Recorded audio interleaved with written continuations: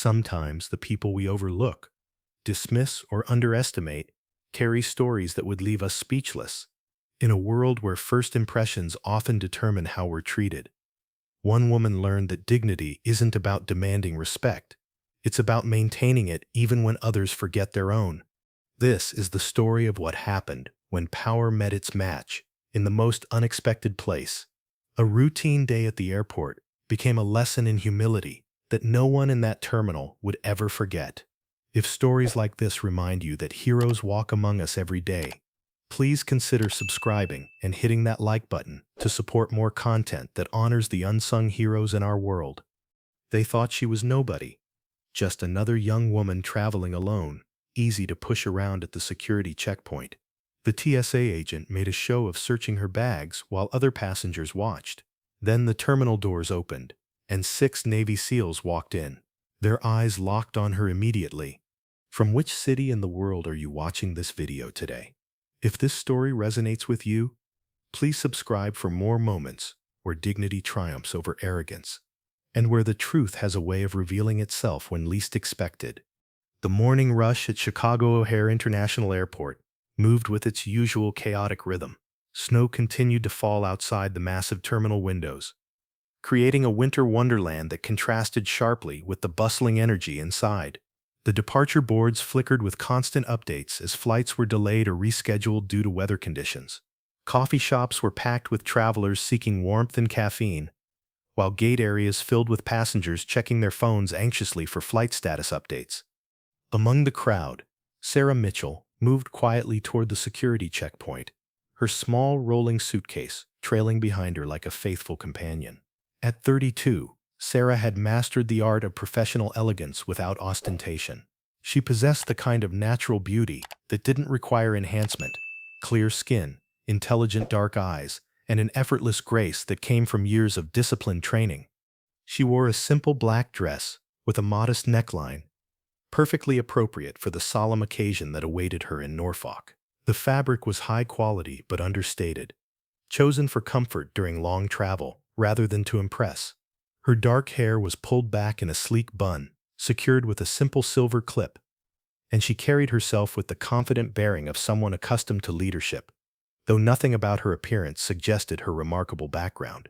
Sarah's journey to O'Hare had begun before dawn in her small apartment near Lake Michigan. She had packed with military precision, each item carefully selected and folded exactly, nothing wasted, everything serving a specific purpose. The trip to Norfolk was one she had been both anticipating and dreading for months. Today marked the dedication of a memorial wall, honoring members of her former unit who had not returned from their final mission in Syria. 8 names would be etched in black granite, 8 friends and colleagues whose families would finally have a place to honor their sacrifice. The security checkpoint stretched before her like a modern gauntlet, complete with its maze of rope barriers, multiple X-ray machines, and body scanners that had become the new normal of air travel.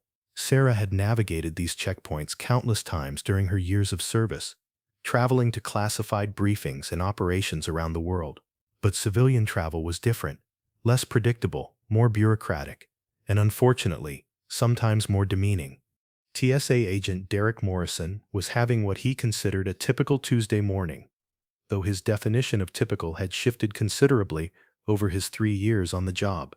At 28, Derek had grown up in the suburbs of Detroit, where his father worked in automotive manufacturing until the plant closures of the 2010s.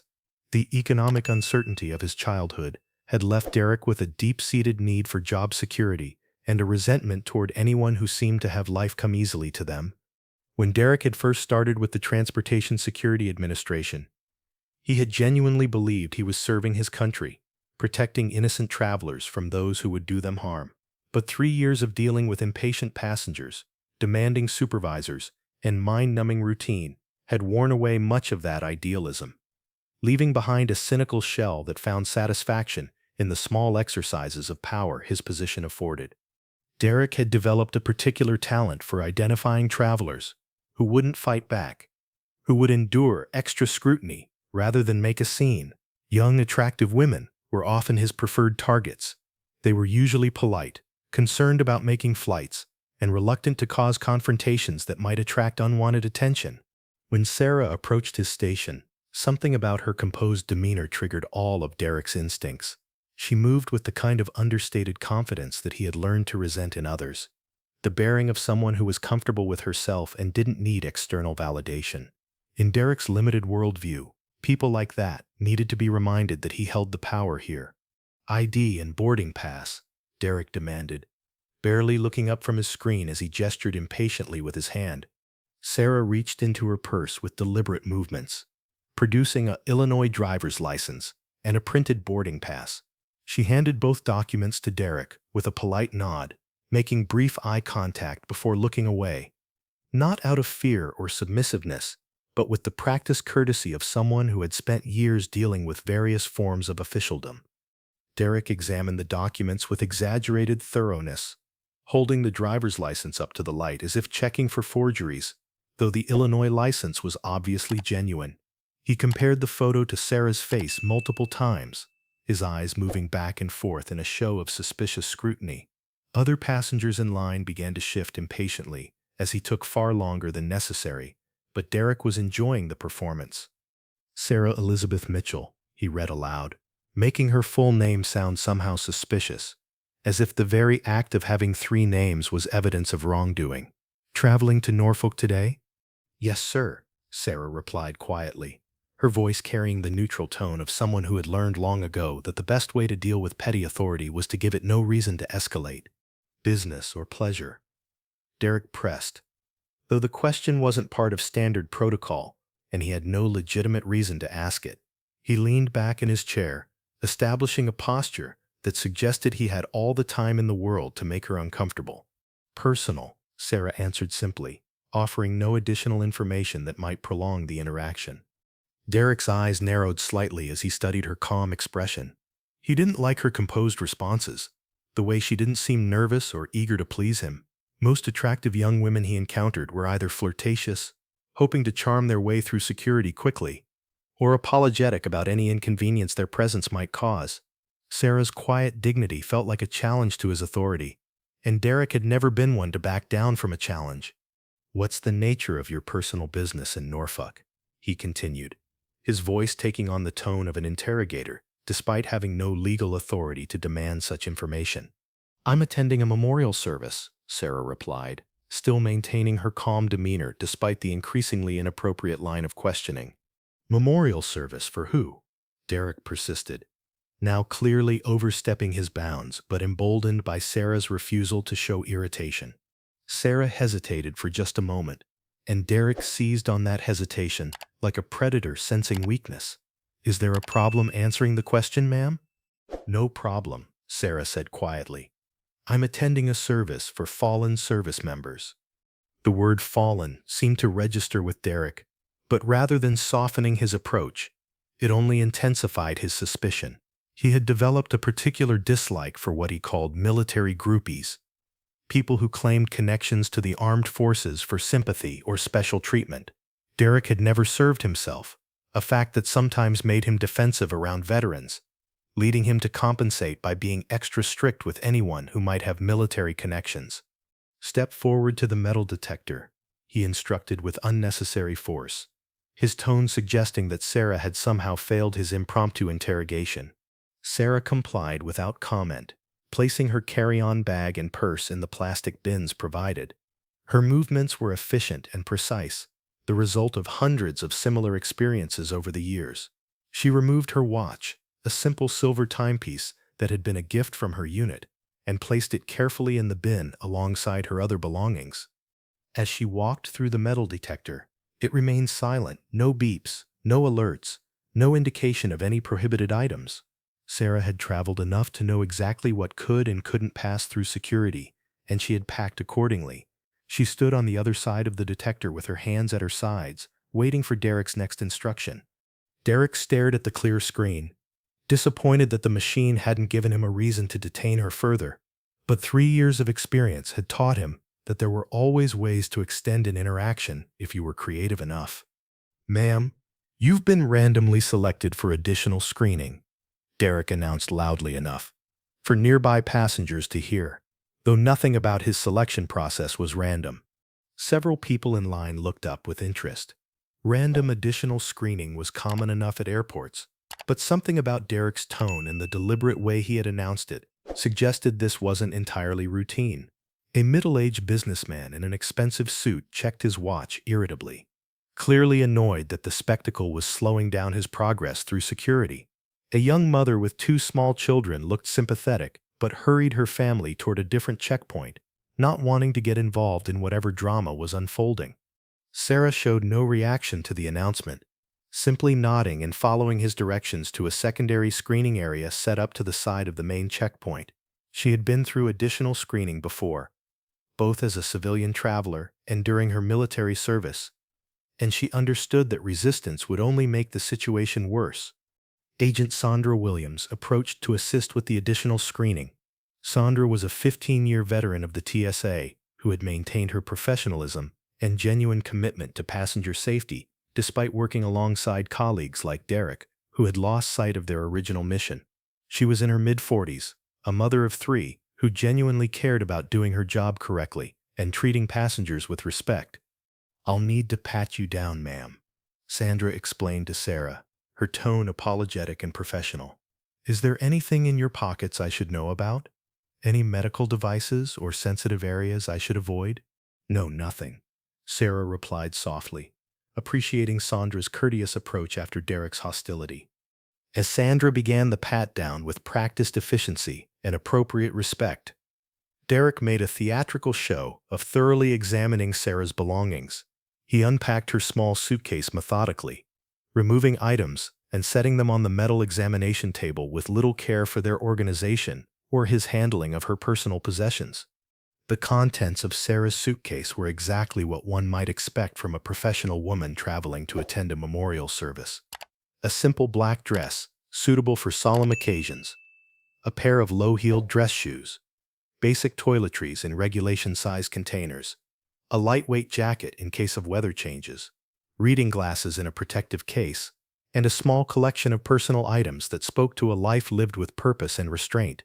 "What's this book?" Derek asked, holding up a worn paperback copy of military history. "History book," Sarah answered simply. Derek flipped through the pages, as if looking for something hidden between them. Though his search was clearly performative rather than based on any genuine security concern, several passages were marked with faded yellow highlighter, and handwritten notes filled the margins. Evidence of a book that had been read and reread many times, studied rather than simply read for entertainment. "And what are these pictures?" Derek continued, holding up several photographs in protective plastic sleeves. "Family photos," Sarah replied, though the term family carried deeper meaning than Derek could understand. The photographs showed groups of people in military settings, some in dress uniforms at formal occasions, others in combat gear in desert environments. These were the images Sarah carried to remember the men and women who had served under her command, many of whom were no longer alive to attend memorial services. Derek studied the images with exaggerated interest, holding them up to the light as if examining them for alterations. The details were clear enough for him to see military insignia and equipment, but the context and significance were lost on him. He set them aside with casual dismissiveness and continued his search, his movements becoming more theatrical as other passengers gathered to watch the proceedings. "This jewelry box seems heavy," Derek commented, lifting a small wooden container that was clearly handmade and well-worn. He opened it without asking permission, revealing several small military pins, service ribbons, and what appeared to be commemorative medals. The jewelry box had been a gift from Sarah's unit before her transfer to a classified assignment, crafted by one of her sergeants who had taken up woodworking as a hobby during deployment downtime. Each item inside represented a specific memory: the pins from units she had served with, the ribbons from commendations she had received, and small mementos from operations that remain classified to this day. "Collecting military memorabilia?" Derek asked with a tone that suggested he found such collecting suspicious or distasteful. "Those belong to my father," Sarah said, using the cover story she had developed years ago to explain her collection without revealing the classified nature of her own service. Her voice remained steady, despite the increasingly public nature of Derek's search and the personal significance of the items he was handling so carelessly.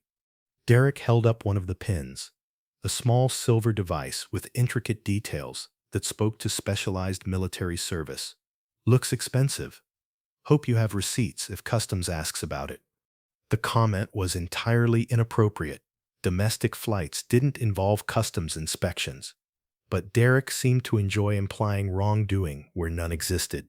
He was fishing for a reaction, hoping Sarah would become defensive or angry, giving him justification for even more intensive screening. Sarah said nothing in response, understanding from years of experience that any reaction would only encourage Derek's behavior. She had faced far more serious challenges than an overzealous TSA agent, situations where lives depended on her ability to remain calm under pressure. This was merely an inconvenience, albeit a frustrating and demeaning one. A growing crowd had gathered to watch the proceedings, drawn by Derek's loud announcements and theatrical behavior. Some passengers looked uncomfortable with the treatment Sarah was receiving, shifting uneasily as they recognized that the screening had gone beyond professional necessity into something that felt more like harassment. Others seemed entertained by the drama, grateful for any distraction from the tedium of airport waiting. An elderly veteran, wearing a baseball cap with Navy embroidered on it, watched with obvious displeasure, his hands clenched at his sides as he recognized the disrespect being shown to someone he instinctively identified as a fellow service member. A young businessman pulled out his phone and began recording, sensing that he might be witnessing something that would go viral on social media. "Sandra, check her shoes again," Derek instructed. Though the initial X-ray scan had shown nothing unusual, and there was no legitimate reason to repeat the procedure. "Sir, we already cleared her footwear," Sandra replied, confusion evident in her voice as she tried to understand Derek's motivation for the redundant screening. "Check them again," Derek insisted, his tone brooking no argument. "Sometimes things get missed on the first pass." Sandra reluctantly complied. Though her discomfort with the situation was obvious to anyone watching, Sarah removed her shoes for the second time, standing in her stocking feet on the cold airport floor, while Derek made another show of examining the simple black flats that clearly contained nothing suspicious. The delay was causing a significant backup in the security line, and other TSA agents began directing passengers to alternate checkpoints to relieve the congestion. Supervisor Linda Martinez had been alerted to the situation and was making her way toward Derek's station, though she hadn't yet grasped the full scope of what was happening. That's when the terminal's main entrance doors opened with a pneumatic hiss, and 6 men in navy dress blue uniforms entered the building. Even from a distance, they commanded attention. Their bearing was unmistakably military, their movements precise and purposeful. The contrast between their professional appearance and the chaos of the civilian airport was striking, like watching a formation of eagles move through a flock of pigeons. Leading the group was Commander James Harrison, a tall man in his mid-40s, whose posture and demeanor commanded immediate respect from anyone who understood military hierarchy. His uniform was immaculate, every detail perfect, from the precise positioning of his ribbons to the mirror shine of his shoes. Behind him walked Lieutenant Commander Rebecca Chen, Staff Sergeant Michael Rodriguez, Petty Officer First Class David Kim, Chief Petty Officer Robert Johnson, and Seaman First Class Anthony Mitchell. They moved through the terminal with the synchronized precision of a unit that had operated together in high-stress environments, their eyes constantly scanning their surroundings in the automatic threat assessment that became second nature to special operations personnel. They had arrived at O'Hare for a connecting flight to Norfolk, where they were scheduled to attend the same memorial ceremony that had brought Sarah to the airport. As they approached the security checkpoint, Commander Harrison's attention was immediately drawn to the commotion at Derek's station. His trained eyes quickly assessed the situation. A young woman being subjected to what appeared to be unnecessarily intensive screening, while a crowd of onlookers watched. There was something familiar about the woman's posture, the way she carried herself despite the obvious stress of the situation. His eyes widened in recognition as he got a clearer view of her profile. "Is that Commander Mitchell?" Lieutenant Commander Chen asked quietly, following Harrison's gaze to the security checkpoint where Sarah stood in her stocking feet, enduring yet another examination of her belongings. Commander Harrison nodded grimly, his jaw tightening as he watched his former commanding officer endure treatment that no passenger should have to accept, let alone someone who had dedicated her life to serving her country.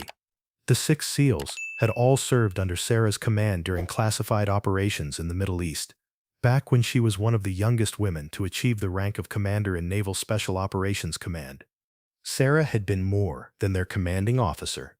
She had been their mentor, their protector, and in many cases the person who had made the split-second decisions that brought them home alive from missions that pushed the boundaries of human endurance.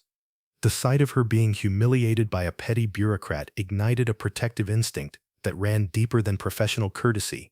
"We need to get through security," Commander Harrison said to his team, his voice carrying the controlled intensity that his subordinates recognized as barely contained anger. Now, the SEALs moved to the shortest available security line, their military credentials and obvious urgency expediting their passage through the checkpoint. Other passengers stepped aside respectfully, recognizing the uniforms and responding to the serious expressions on the men's faces. The TSA agents processing their line worked with unusual efficiency, sensing that these were not men to be delayed with unnecessary procedures. While the SEALs moved through security with military precision, Derek had found nothing suspicious in Sarah's belongings, but seemed reluctant to end the search. The attention from other passengers, the sense of power he wielded over someone who couldn't fight back, the opportunity to demonstrate his authority, all of these factors combined to make him want to prolong the interaction beyond any reasonable justification. "Sandra, I want one more complete pat-down," he instructed, his voice carrying a note of command that suggested he was enjoying his role as the person in charge. "I want to be absolutely thorough here." "Sir, we've already conducted 2 complete searches," Sandra protested, her professionalism finally giving way to frustration with Derek's obvious abuse of procedure. "I don't think there's any justification for—" "I'll decide what's justified here." Derek cut her off, his tone sharp enough to make several passengers look up from their phones. "We follow my instructions, not passenger preferences."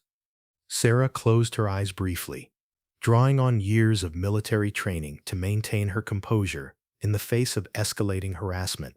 She had commanded units in active combat zones, made life-and-death decisions under enemy fire, and survived situations that would have broken most people. This public humiliation by a petty official was perhaps more difficult to endure because of its very pettiness, its complete lack of honor or purpose. Commander Harrison and his team had completed their security screening in record time and were now approaching Derek's station with purposeful strides. The other passengers in the area sensed a shift in the atmosphere. The arrival of the military personnel had changed the dynamic of the entire checkpoint, introducing an element of authority that superseded Derek's petty kingdom.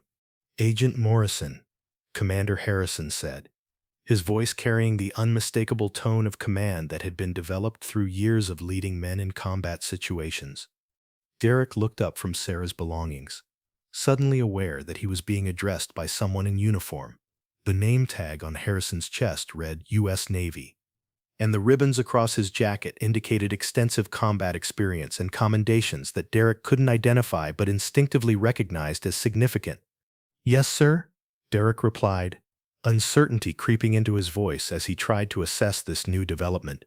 In his experience, military personnel usually moved through security checkpoints quickly and without incident, focused on their travel rather than involving themselves in other passengers' screening procedures. "I believe you're finished with Commander Mitchell's screening," Commander Harrison stated, his words carrying the weight of absolute certainty rather than a request or suggestion. Derek blinked in confusion, his mind struggling to process the implications of what he had just heard. "Commander, sir, this is just a routine passenger search of a randomly selected—" "Commander Sarah Mitchell, United States Navy," Lieutenant Commander Chen added, stepping forward to stand beside her superior officer.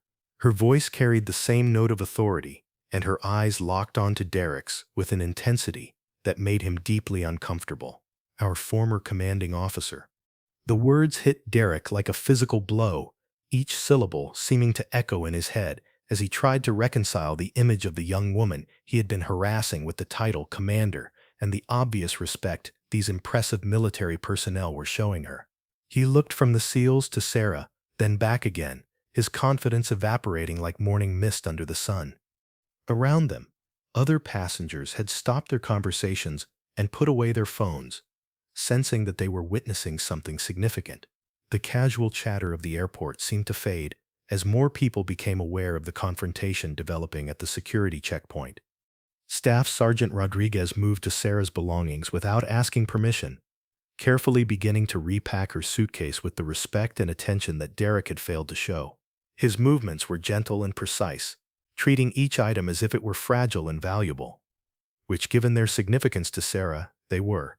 "Commander," Rodriguez said softly, his voice carrying decades of ingrained respect for the chain of command and personal affection for someone who had earned his loyalty through shared hardship. "We weren't expecting to see you here." "Gentlemen," Sarah replied, her voice maintaining its characteristic calmness, but now carrying a hint of warmth that had been absent during her ordeal with Derek. For the first time since arriving at the security checkpoint, she seemed to relax slightly, her shoulders losing some of their defensive tension. "As are we," Commander Harrison confirmed, his attention still focused on Derek, whose face had drained of color as the full magnitude of his error became clear. "We're all traveling to Norfolk for the memorial ceremony." Derek opened his mouth to speak, but found that no words would come. His throat felt dry, and his hands began to tremble slightly, as he realized that the young woman he had been systematically harassing for the past 20 minutes was not only a military veteran, but someone important enough to command the immediate respect of 6 obviously elite service members. Sandra Williams looked between Derek and the SEALs, her own understanding of the situation growing as she observed the military personnel's obvious deference to Sarah. She had suspected that Derek's behavior was inappropriate, but now she was beginning to grasp that it had been far worse than simple harassment. It had been the public humiliation of someone who deserved the highest respect. "Agent Morrison," Commander Harrison continued, his voice remaining level, but carrying an undertone that suggested barely controlled anger. "Commander Mitchell is one of the most decorated officers in Naval Special Operations history. She led classified missions that saved American lives and served with distinction for over 8 years in some of the most dangerous assignments our country has ever undertaken." Each word seemed to hammer another nail into the coffin of Derek's career. He could feel the eyes of dozens of passengers on him, many of whom were now filming with their phones, documenting what was clearly becoming a significant confrontation. The video footage would be on social media within minutes, and Derek was beginning to realize that his face would soon be associated with the mistreatment of a military hero. "She commanded operations in Syria and Afghanistan," Lieutenant Commander Chen added, her voice carrying the pride of someone who had served under exceptional leadership. "Her decisions under fire saved the lives of countless service members, including everyone standing here today." Derek finally found his voice, though it came out as barely more than a whisper. I didn't know. She didn't identify herself as military. There was nothing in her documentation. Commander Mitchell doesn't need to announce her service record to receive basic dignity and respect," Commander Harrison replied, his words carrying a sharp edge that made Derek flinch. "That should be standard for every passenger, regardless of their background or service history." Sarah had remained silent during the exchange, watching with the detached interest of someone observing a situation rather than participating in it. But now she stepped forward, her voice calm, but carrying an authority that had been developed through years of command responsibility. "Commander Harrison, thank you for your intervention, but this really isn't necessary," she said, though her tone suggested she was grateful for their support.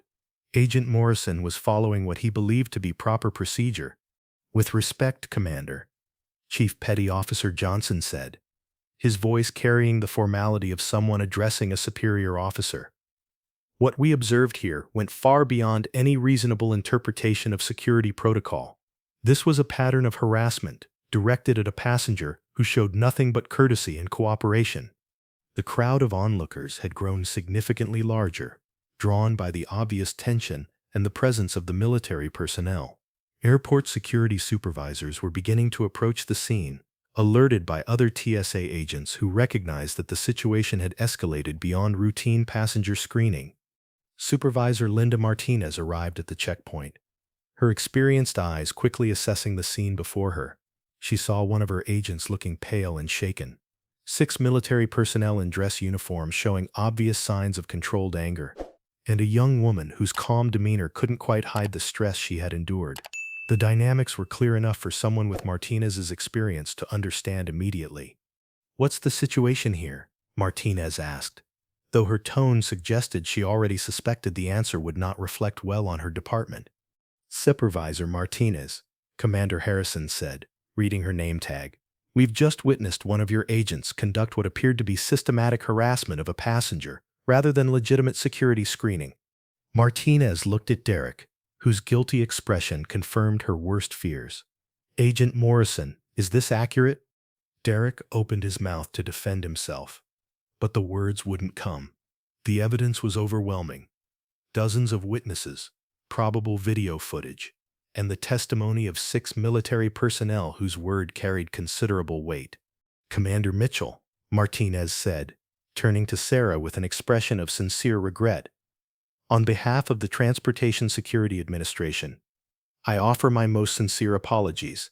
This treatment is absolutely not representative of our standards, our values, or the respect we have for our nation's veterans."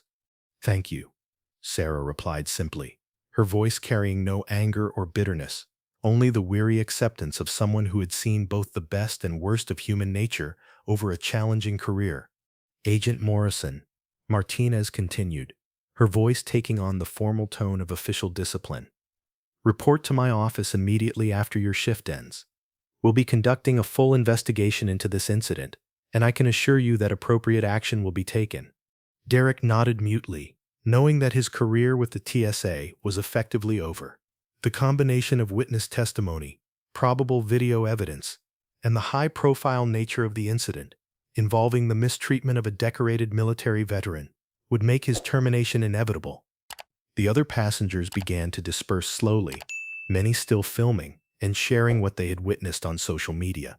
The story was already beginning to spread beyond the confines of O'Hare Airport, taking on a life of its own in the digital world where acts of injustice and redemption could become viral sensations within hours.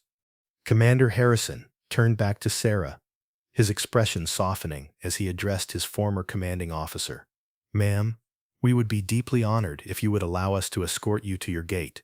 Sarah looked at the 6 men who had once served under her command, seeing in their faces the same dedication and loyalty that had made them such exceptional operators. More than that, she saw the genuine affection and respect that had developed during shared hardships and mutual trust built in the crucible of combat operations. "I would like that very much," she said, allowing herself to smile for the first time since arriving at the airport. A genuine expression of warmth and gratitude that transformed her entire appearance. As the group prepared to leave the security area, Seaman First Class Mitchell approached Derek one final time. His voice was quiet, intended only for Derek's ears, but his words carried the weight of personal experience and profound respect. "Agent Morrison," Mitchell said, his tone conversational, but his eyes serious. "Commander Mitchell led the mission that rescued my unit when we were pinned down in Syria. 12 American soldiers came home to their families because of the decisions she made under enemy fire. She never talks about it, never seeks recognition for it. But those 12 families will never forget what she did. Maybe you should remember that the next time you're tempted to judge someone based on their appearance." The words hit Derek like a physical blow, driving home the magnitude of what he had done. He had not simply harassed a random passenger. He had publicly humiliated a genuine American hero, someone whose actions had directly saved lives and whose service had helped keep the country safe. The SEALs formed a respectful formation around Sarah as they walked toward the departure gates, their presence creating a bubble of security and respect that seemed to push back against the chaos and impersonality of the airport environment. Other passengers stepped aside as the group passed, many offering nods of respect or quiet words of thanks as they recognized the military uniforms and sensed the significance of what they had witnessed. At Gate B7, where their flight to Norfolk was preparing for boarding, Sarah's fellow passengers looked at her with entirely new eyes. The young woman who had checked in without fanfare, who had endured public humiliation with such dignity, was revealed to be a hero whose service had helped protect the very freedoms that allowed them to travel safely. "Commander," Commander Harrison said as they took seats in the gate area. "The entire team will be at Norfolk for the memorial ceremony. It will be an honor to serve under your command again, even if only briefly for this occasion." "The honor is mine, Commander," Sarah replied, her voice carrying the genuine affection she felt for these men who had risked everything in service to their country. "You've all made me proud today, just as you did during our time together in theater." As passengers began boarding the flight to Norfolk, the gate agent made an announcement that surprised everyone in the waiting area. "Ladies and gentlemen, before we begin the boarding process, we'd like to take a moment to recognize a very special passenger traveling with us today." The gate agent, a young woman named Jennifer who had been working for the airline for only 8 months, had been approached by Commander Harrison with a request that she was happy to fulfill.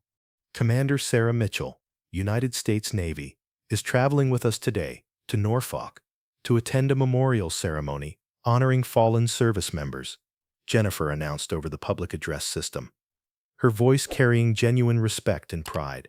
Commander Mitchell is a decorated veteran whose 8 years of service included commanding special operations units in some of the most dangerous missions our military has undertaken. Her leadership and courage under fire saved countless American lives and helped keep all of us safe.